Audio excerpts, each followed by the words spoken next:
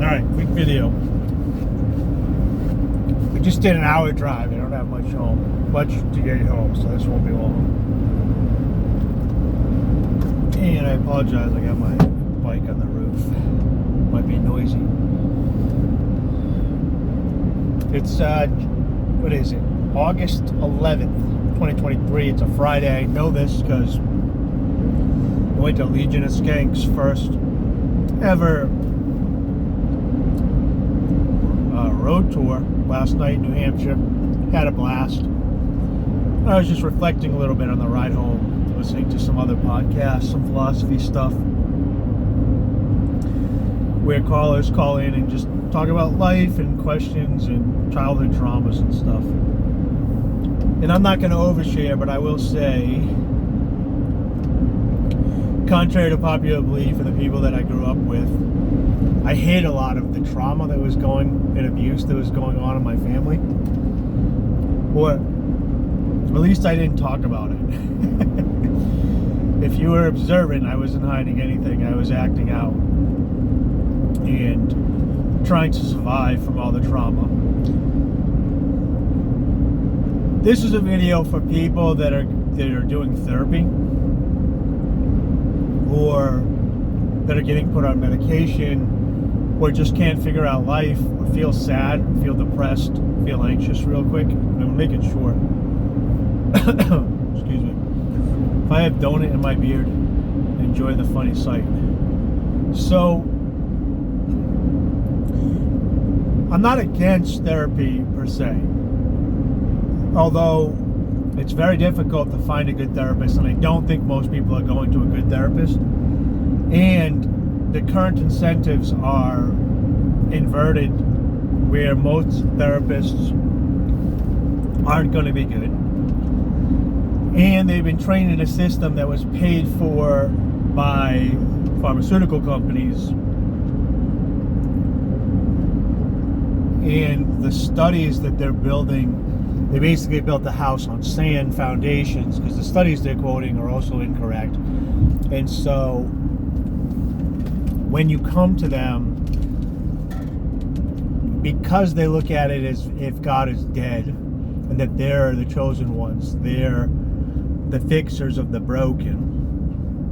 If your body's producing particular chemicals at a certain time, they don't extrapolate that forward or backwards to say that that can be changed. So you're not broken. You can give a car an oil change, and then if you don't give an car oil change for a while, certain lines will clog up with carbon and stuff, and you can take those lines out and clean them, and then everything gets flowing in the right direction.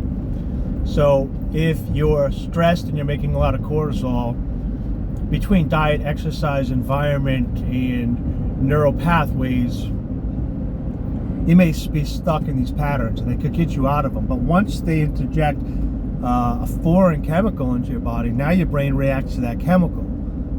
So if your goal is to be apathetic, chemically induced apathy, then fine, get on some pharmaceuticals.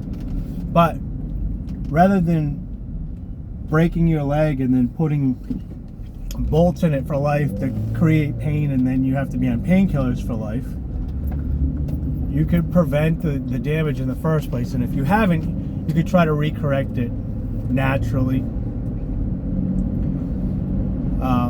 So I did a lot of self-care and self-help to get myself out of a cycle. They call it manic depressive disorder, but I don't believe in these disorders. I believe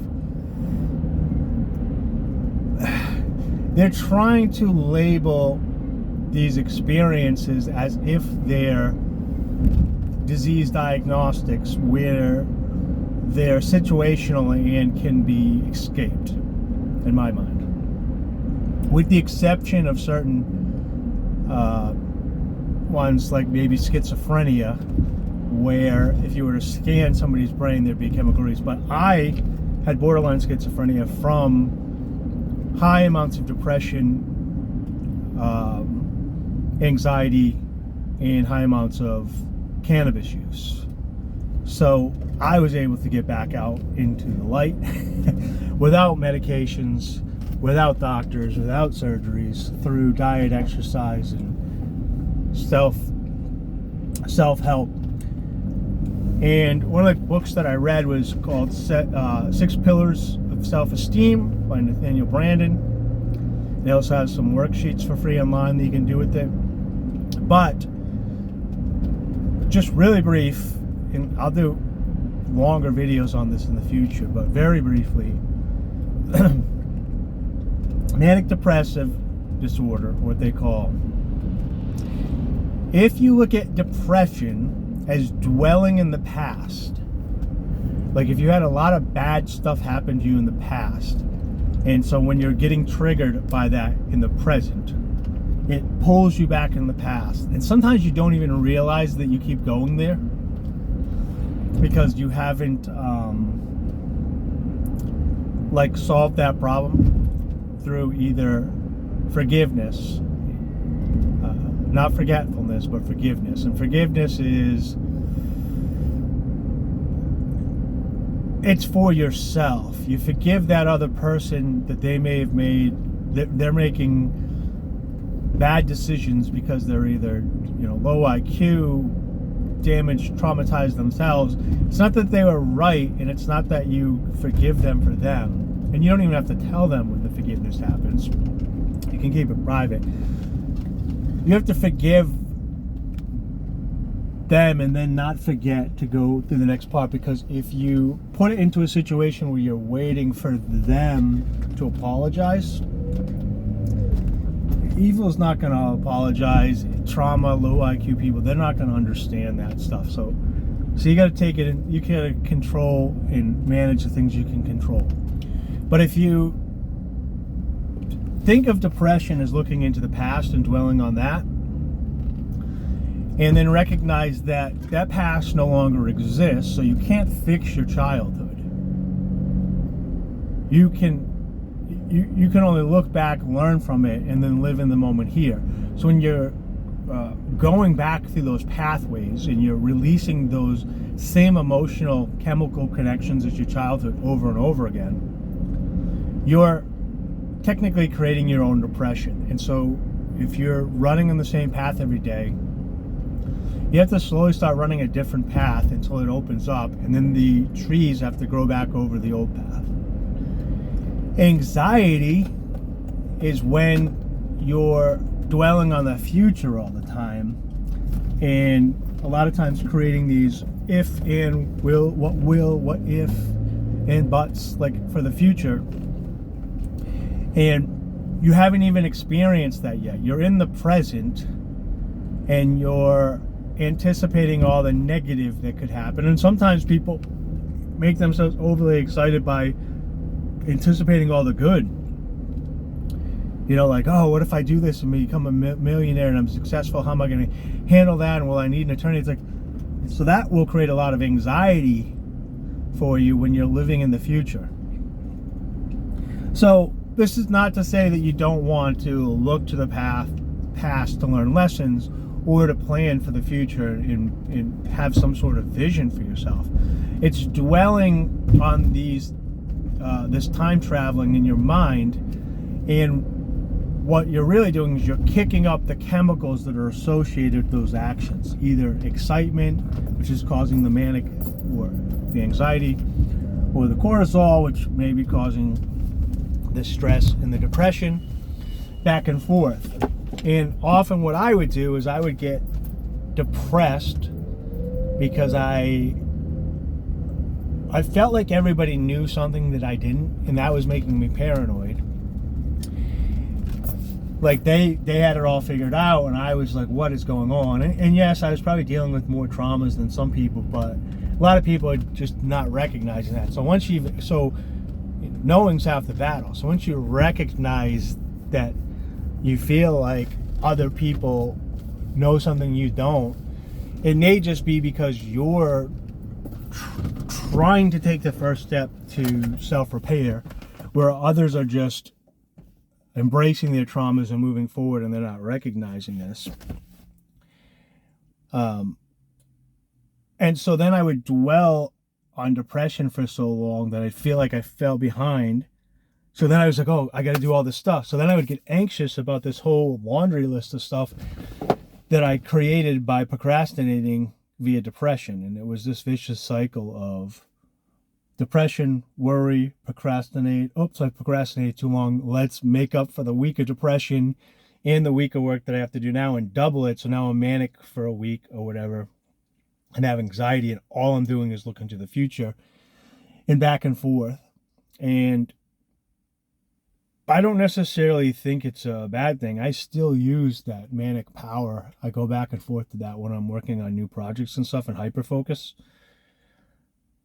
But anyways, what I wanted to say is at some point, if you spend too much time on therapy and too much time dwelling on the past and too much time that's happening now in the present, that time is not being used to create new memories.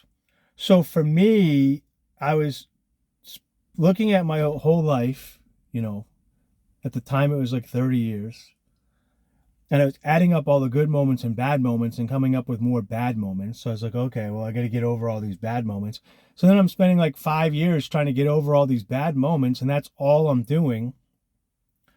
Whereas, say you have 100 bad moments, if you go out and create 100 great moments that you can remember, now you're at least even in the game. So now you have 100 moments over that next 5 years to look back on that are good, instead of looking back on those 5 years and you're like, oh, I spent 5 years looking back 30 years. So at some point, you have to go out and create good, happy experiences to off balance. And if you get yourself to at least a neutral mindset and start creating good memories and constantly create good memories and make good decisions, eventually those good decisions will outweigh all the bad decisions. And by decisions, I don't even mean decisions, I mean experiences. So they could be out of your hands when you're a child, or when you're not out of your hands, but when you're on cruise control, just living your life reactionary to your traumas, after you grow up into an adulthood, and then before you self-recognize, or maybe you're not there yet. But my advice would be, if you look back at your life and you're choosing to look at all the negative things, you might be objectively correct where you had 2 good moments and 98 bad moments. So if that's the case, your job is to go out and create 96 good moments so that you can at least break even. And once you're broken even, in that path, you might have some bad moments in those 98 that but you need to go experience and practice the skill of having happy, good moments for yourself. Everything's a skill set. So if you're not taking action to go create good moments for yourself, and they joke around and say fake it till you make it, but yeah, so go try some things. Maybe you don't like it. Try hiking, mountain biking, running, yoga. Try these new experiences. And